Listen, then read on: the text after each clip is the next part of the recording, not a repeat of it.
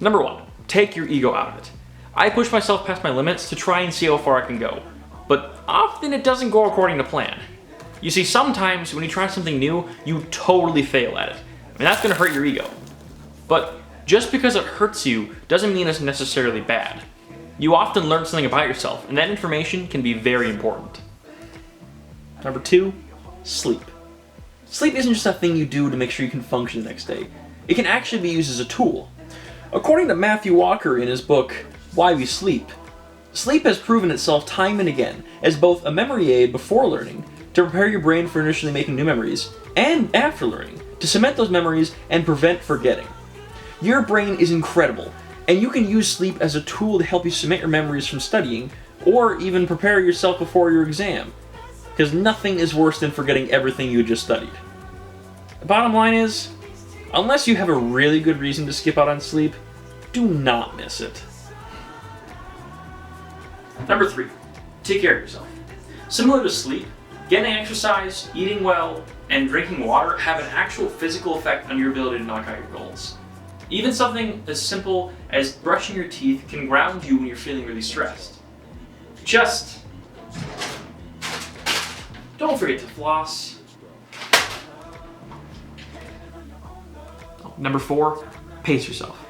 You can't possibly learn all of this in one night, but you do have a lot of ground to cover. Set a strong pace that lets you get through a lot of work every night, but also not so much that you burn yourself out. You're still human. You need to take breaks and have mental rests.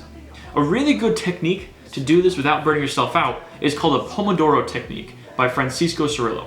For this technique, you have to set a timer for 25 minutes. During these 25 minutes, you have to completely focus on your work and do nothing but that. When the 25 minutes are up, you get a 5-minute rest.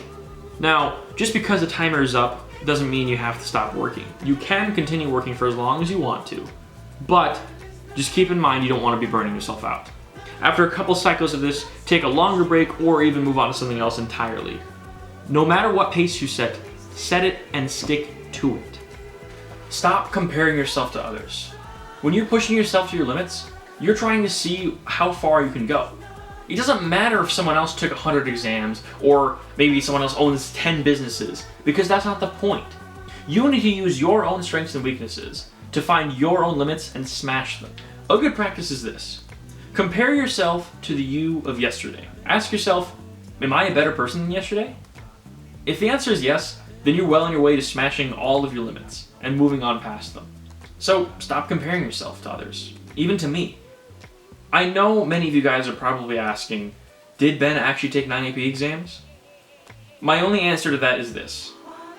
If I was proud of my progress and proud of how I pushed myself past my limits, does it really matter?